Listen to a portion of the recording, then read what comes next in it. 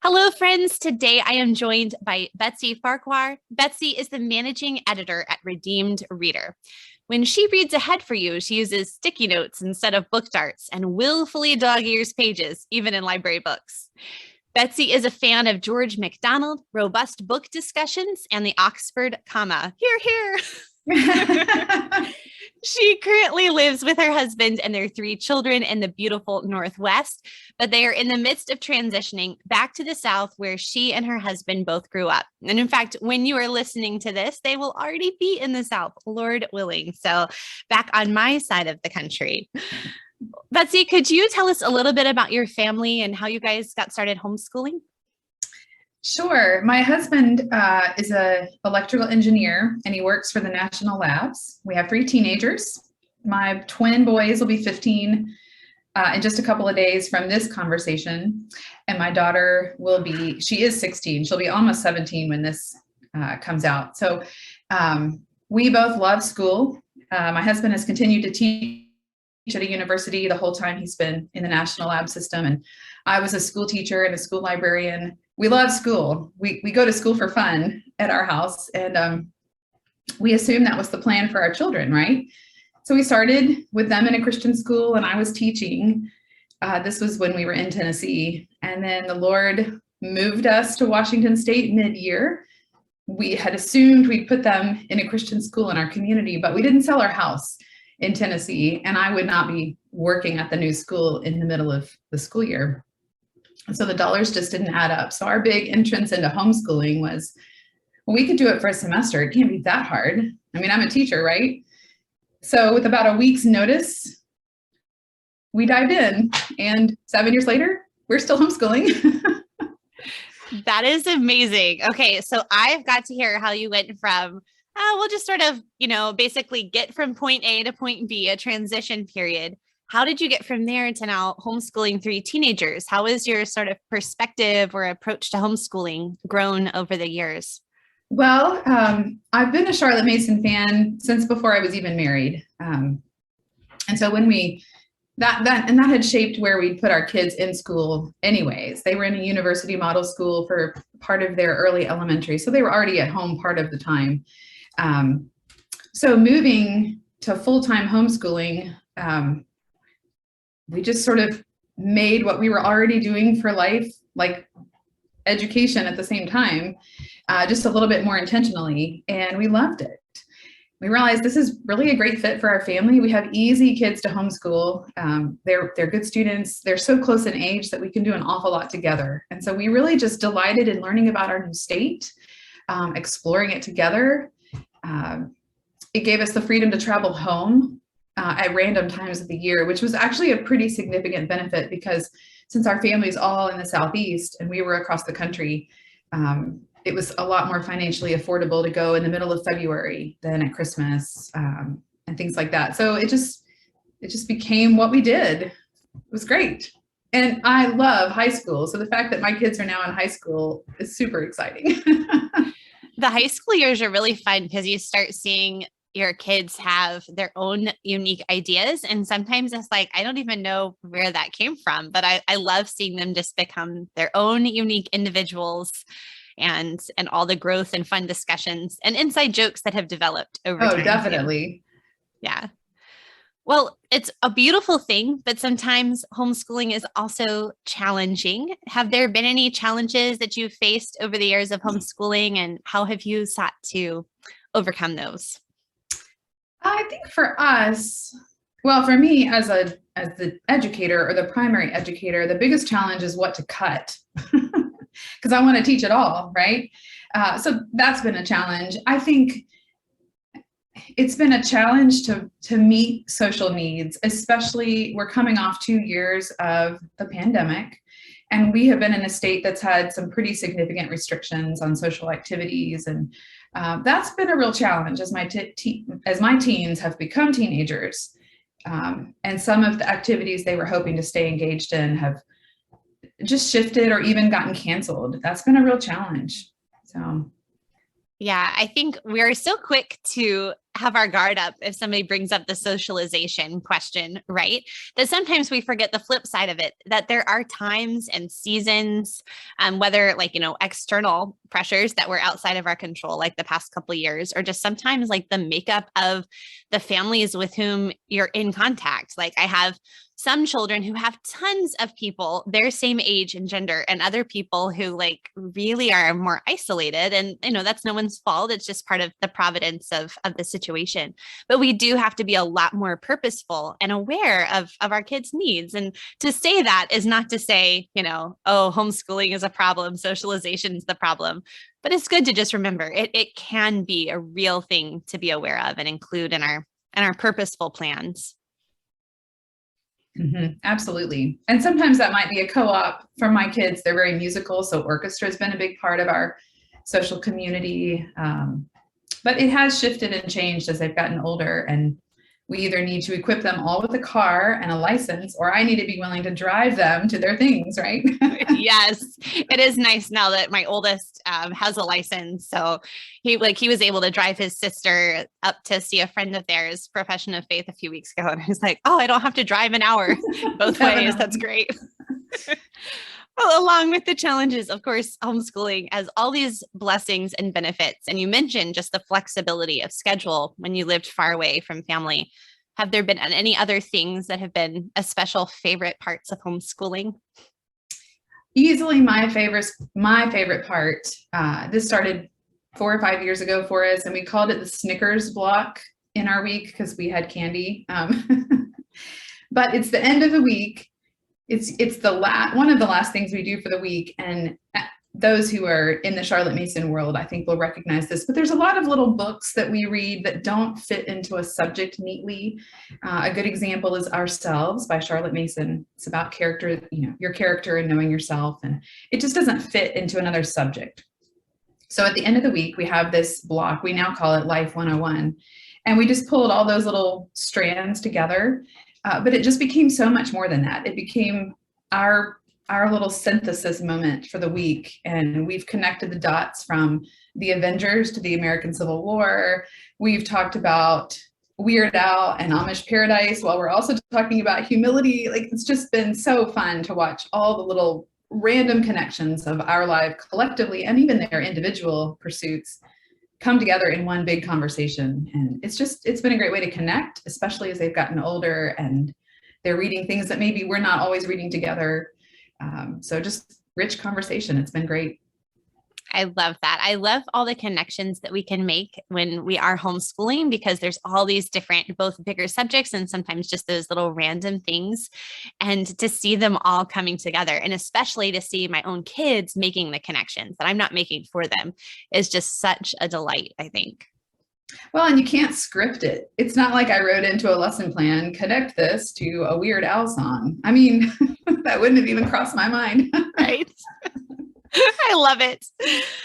Okay, so I want to ask you some questions, especially related to homeschooling high school and English, because you're right there in the trenches and you also have experience as a teacher in those subject areas. So I feel like you kind of have both sides of perspective to bring to this conversation. And I think a lot of times moms can get a little nervous when we think about homeschooling high school, like in general.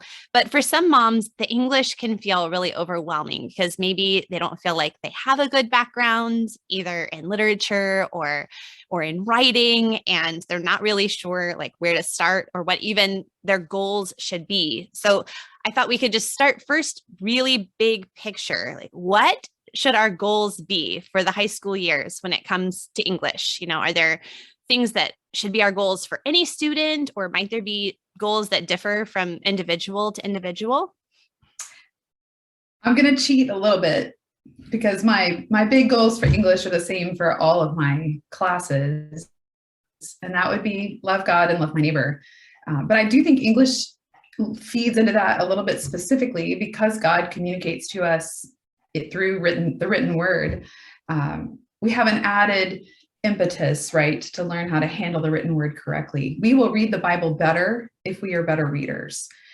We will handle our own communication more winsomely and with more elegance in imitation of the Lord and his creativity if we know how to do that better. So I think that's helpful to keep in mind. Our ultimate goal is not college admissions or, rocking the SAT.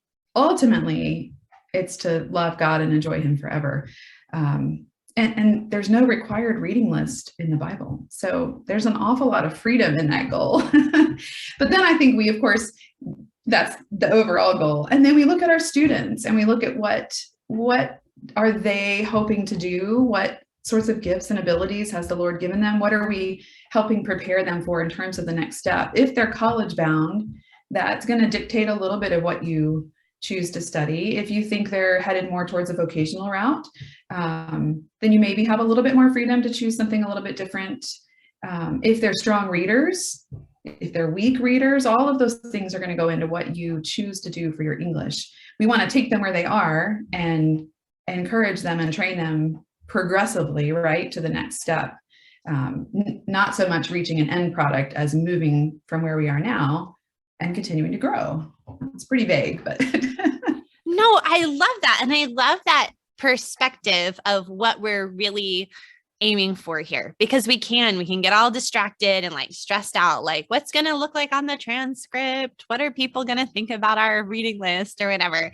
And we kind of forget what's ultimately important.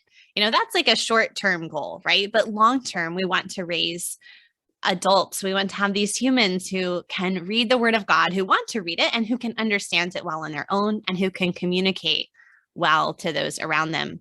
I'm reading, it's like over on my shelf. I can't reach it right now, so I can't think of the book title, but it's a book by Leland Ryken about reading the Bible as literature.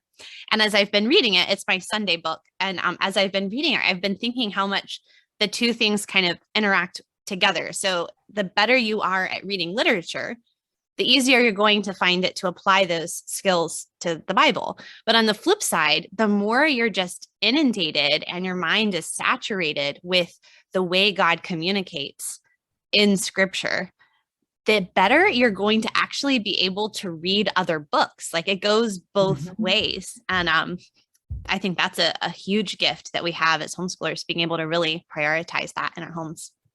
Definitely. Okay, so we just said there's not this like perfect, ordained by God book list.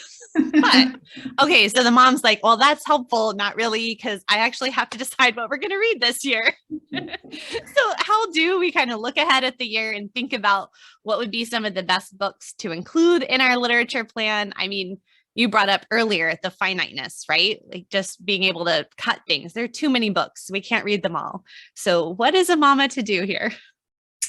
Well, some of this is going to depend on what kind of English course you want to teach. If you're looking at a survey course like American literature or British literature, then you're looking at more broad than deep. So you can cover more work because you're not going to be annotating every novel you read. If your purpose is more how to study literature, then you might pick fewer works and really get to a granular level, look up all the allusions, study them. And so that would be one thing to kind of keep in mind. We just did American literature. We're finishing that up.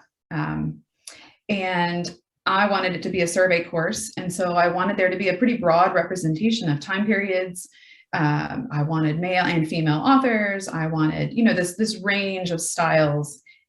And that's a pretty tall order. There's an awful lot of things that were written in America in 400 years. So from there, I narrowed it to what were some of the themes that I wanted us to kind of dive into. And one of those was what has the American dream meant in the past 400 years? And so, you're kind of wrestling with these sorts of goals first. The other thing I keep in mind is I need some books that are hopeful. If you look at the AP literature lists or the standard, you can find book lists that are recommended all over the internet. And that's not a bad place to start, especially if you see the same titles popping up over and over and over. And maybe a number of Christian curricula committees are also mentioning, the same authors. That's a great place to start. But then when I look at my list, I don't want all of my books to be tragedies. I don't want them all to be dark. And that's a wonderful privilege I have. So I picked books that weren't all death and despair and darkness. We picked Huckleberry Finn but I think that book needs some special handling. So we read the narrative of the life of Frederick Douglass right beforehand, because I felt like they talked to each other well.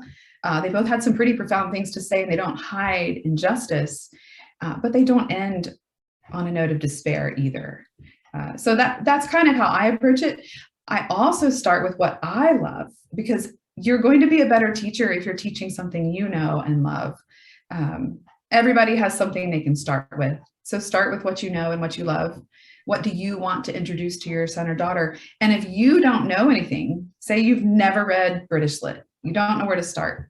Well, pick something you want to learn about, and you will bring your student alongside. Maybe you've never read Jane Eyre. I never read Jane Eyre till I was older than 40. So I would have just had my children been old enough, I would have brought them alongside me. Let's read this together. So start with what you want to know about and what you already know. I love that. I think our enthusiasm as moms can really be a gift. It can be something that can be contagious. Not always, because our kids can also be their own people, but sometimes it can be contagious. So it's a good place to start.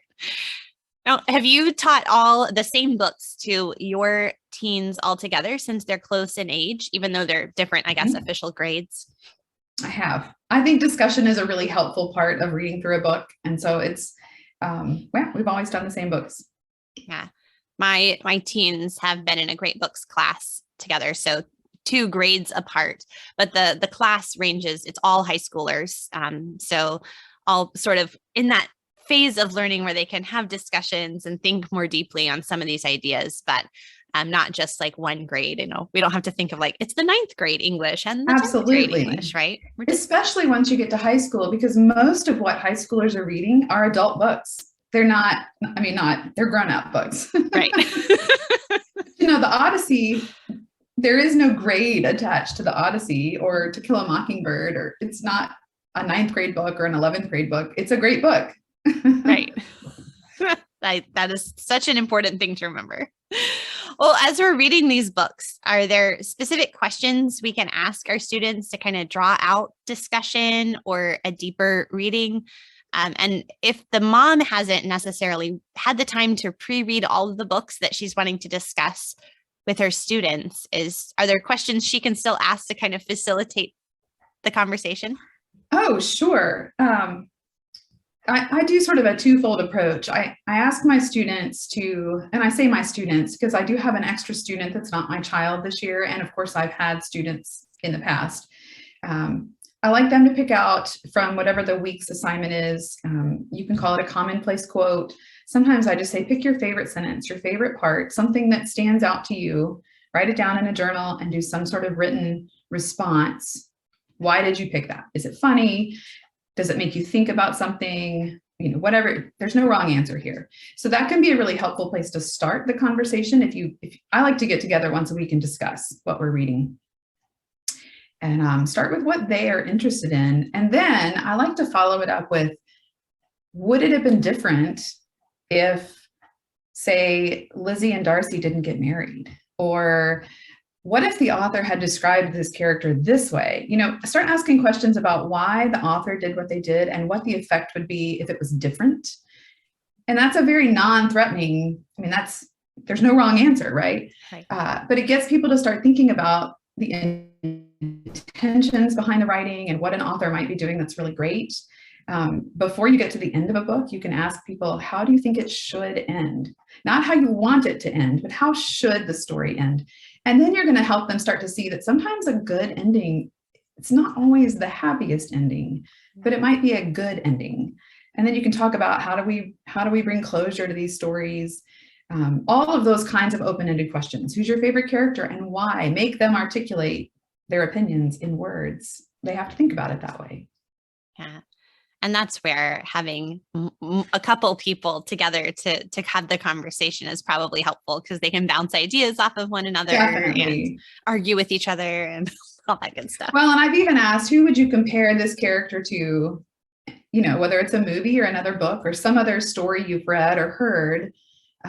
What does this book remind you of? What does this story remind you of? And then they're going to start making connections, and it might be Weird Al, but it might be Tolkien. Yeah. Hardly different. Right. Okay, so this is really delightful to think about reading these great books together and having conversations with our teens.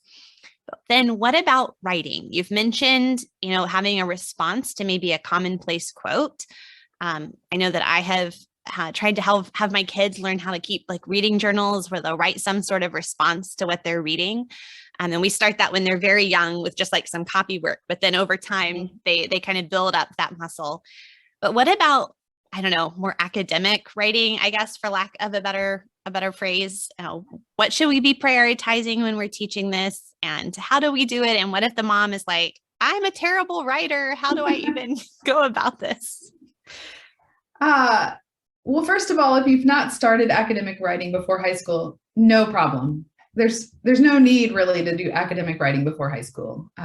You can teach it. You can teach a format pretty quickly, and most of academic writing is following a format.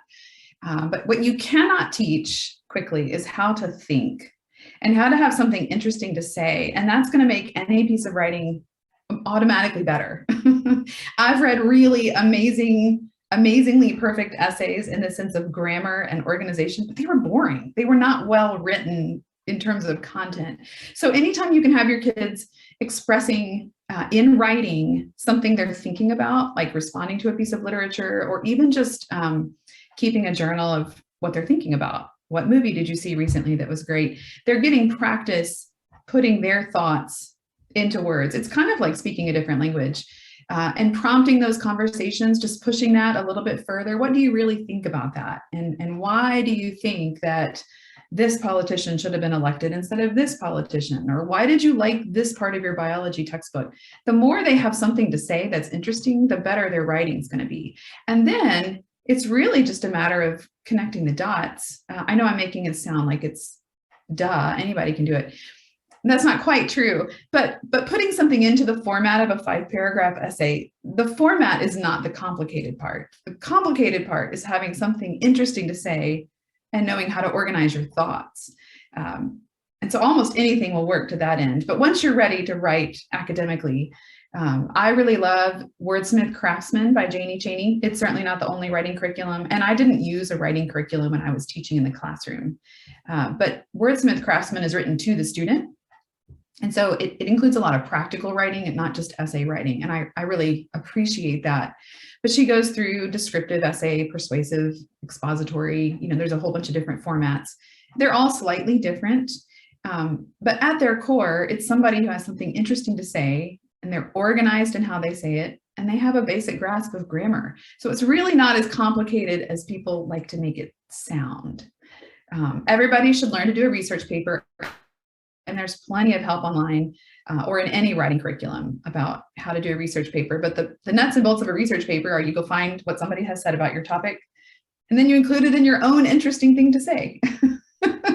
I think that's so helpful just to kind of demystify the process, because I think there can be this sort of idea that, high school writing or academic writing is this sort of elusive thing that's very fancy and hard to achieve. And just remembering that the main goal is to communicate an original idea in a creative way, right? Like the author's voice that you can recognize. Like I can read something that any of my children have written, and I can tell who it is just because of their little flair that's in the writing. And so I love that and encourage that because that's what's going to set their writing apart, right? But then it's funny to me, sometimes we can get so stressed out about like, oh no, I forgot to teach my kid MLA formatting or whatever. It's like, that's pretty easy. You can just go on Google and like, where do the parentheses and the periods go? Like if your kid is pretty good at reading directions, they can probably figure that out for themselves. And that's what I would tell my students. I would say MLA, and depending on what they study in college, they might need to know APA or Chicago. So it's just learning to follow directions and to follow the conventions of whatever vocation or profession you're in. Every profession is going to have some sort of writing conventions. And so it's not about memorizing MLA format. It's about writing appropriately for the situation that you're in. Yeah, knowing your audience. Although hopefully your audience is not going to want you to leave off the Oxford comma, because then we will have issues. Right. Hear, hear. Well, I think this is going to be just such an encouraging like just a calming conversation. I hope this brings some homeschool moms just a lot of peace and encouragement as they think about their high school writing and reading adventures. And here at the end, I'm just going to ask you the two questions I'm asking everyone this season. And the first is just, what are you personally reading lately? Well, I'm not going to give you the whole list because I'm always reading a lot of different things. Yeah, especially with, I guess, your work at Redeemed Reader, your book list is probably incredibly long. Yes, you combine homeschooling and Redeemed Reader, and there's always a long list. My family, we love to listen to audiobooks in the car when we're all together. So I'll give you three titles. We're just about done with Dune because we all saw the movie. And as a family, we've been listening to that together. That's not a book I would have picked up on my own, but I'm really glad to be reading it with my family. And it's prompted some good conversations and more characters and more stories, right, that we can bring into those future discussions. I always am reading aloud something to my kids. And so right now I'm reading Everything Sad is Untrue by Daniel Nayeri. It's not my first time to read this book, but I think it's much better as a read aloud. We are really enjoying it. And I'm picking up a lot more because it's just a slower pace. When you read aloud, you have to read every word, right? And is this the memoir where he's writing of his life as a younger boy? Yes. Okay. And he immigrated from Iran. And my husband has a friend who immigrated from Iran at about the same time. We've been kind of trying to connect the dots, and we think they're about the same age. And so it's been really interesting knowing this other man and his mother, and then reading Daniel's story and about him and his mother. And just there's a lot of similarities, and that's been really fascinating. I heard that. Oh, go ahead. I was just going to say, I heard that title recommended by Missy Andrews from Center for Lit and was really excited and got it from the library. But then I was talking to my local book club ladies and we were planning out our year's reading. And I was telling them about this title and we decided to save it for book club. So I had to return it to the library because it's going to be coming up later this year. I'm really excited to read that one. It sounds amazing. It took me a long time to get into it when I was reading it on my own. My entire Redeemed Reader team was raving about it. I think I might have been the last person to read it. And I was like, what? I don't get why they love this book. So it took probably 40 or 50 pages. It's a very different writing style than I was used to, but I'm so glad I read it and my kids are really enjoying it. So it's worth reading, definitely. All right. Well, tell me your third title there. So I always have a book going at bedtime, and I'm actually pre-reading this for next year. We're going to do British literature. So I guess when this is airing, we will be in the midst of British literature. But I'm reading Strong Poison by Dorothy Sayers. I know, right? Like, what a hardship. So my kids, we've already read Beowulf and the Canterbury Tales and Pride and Prejudice. And so we have a lot of luxury going into a year of British literature to save some time at the end for some genre fiction. And we've read a lot of Agatha Christie and a lot of other, Sherlock Holmes. And so I feel like Dorothy Sayers is just going to be a really great treat at the end. And I've not read Strong Poison. I've read Gaudy Night, and some of her others, but somehow I missed this one. Oh, that is so fun. Dorothy Sayers and all of her Lord Peter mysteries are some of my favorites for sure. So if anyone listening has not checked her out, I highly recommend that you read some Lord Peter. In fact, I really love the collection of short stories as a recommendation if somebody is just starting out. I need to check those out. They're really delightful. They're really fun. And if someone's just sort of trying to get into it, it's a good place to start. I'm glad you mentioned short stories. I meant to mention that earlier. That's one of my favorite ways to introduce students to authors. We didn't read The Scarlet Letter. We read a short story by Nathaniel Hawthorne. There are short stories by so many of these authors. And if you're really intimidated, just like you're saying, a short story can be a great way to get to know an author's style or just expose yourself to somebody who's famous, but maybe you can't handle 400 pages of their famousness. And there's so many deep themes and ideas that you can bring out, even from a very short story. My teen daughter just handed me this short story a few weeks ago, was like, you must read this. It was only, 5 pages long, or we had printed it out from online. It was A Jury of Her Peers. I don't know if you've read that short story, but I read it and it led to so many fascinating conversations with my daughter, and we were making connections with Murder on the Orient Express and other things. So Yeah, it's amazing how much can be found in such a tiny little story. And I don't feel like I Absolutely. know much about short stories. Like, I feel like that's probably a big gap in my own education. They're not hard to find. Any good literature anthology is going to have an assortment of short stories, and that's a fine place to start because they're usually they're picking good ones. Even if you don't like them, they probably show you something about the author, or there's something significant about why it's in that collection. Yeah. So that's what I would recommend.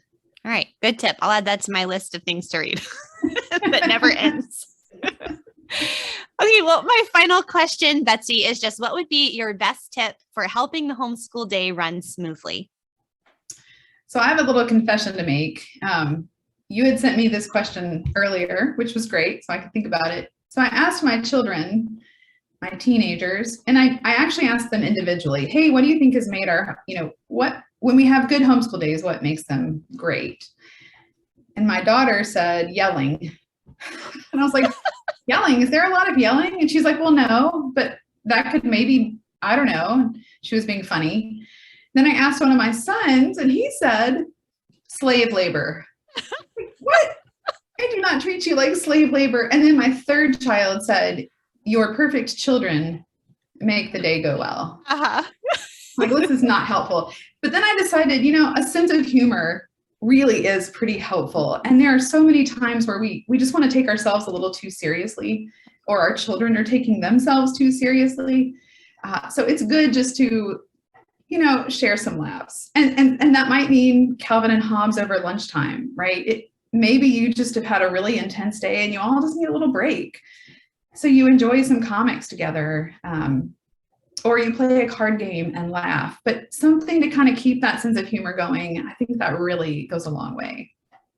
That is a really good reminder, because so often we can just get in this super serious mode, which really a lot of times is from pride, right? Like pride or fear. Like either we won't do everything and be the thing that we think we need to be, or we think we're doing really great and we need everybody to perform at a certain level. And just a humility and that ability to laugh at ourselves can bring a lot of peace, I think. Well, sometimes it's not peaceful, but at least it's funny, right? Yeah, at least we're laughing. Better than crying. True. Always better than crying. I mean, which there's just crying too. I mean, math tears are a thing, right? Homeschool tears exist. Yes. There are no perfect homeschool families, that's for sure. No. And I think it's good to remember that nobody knocks it out of the park every day, right? Yeah. Nobody teaches the perfect math lesson every time or reads the perfect book. No book discussion is going to go perfectly all the time. Oh, yes. And I also remind my older kids, I'm like, I've never done this before. Like, I know you've never been a teenager before, but I've never parented a teenager before. Right. So, I mean, I'm doing the best I can, but I don't know much. We're learning together. Yes, indeed. Betsy, where can people find you all around the internet? Well, my most active home is Redeemed Reader. I'm really not very active on social media. I have a private Instagram account, but it's pretty much limited to people I actually know in real life or have communicated enough with online that I feel like I know them in real life. But otherwise, Redeemed Reader is my happy spot. I spend an awful lot of time behind the scenes as well as writing for and reviewing books for them. And I will have a link to that in the show notes for this episode at humilityanddoxology.com. And I'm so glad that your fellow Redeemed reader, Megan, recommended you to me as a guest. This has been really fun to have you on today. So, well, thanks for having me. It has been fun. All right. Talk to you later.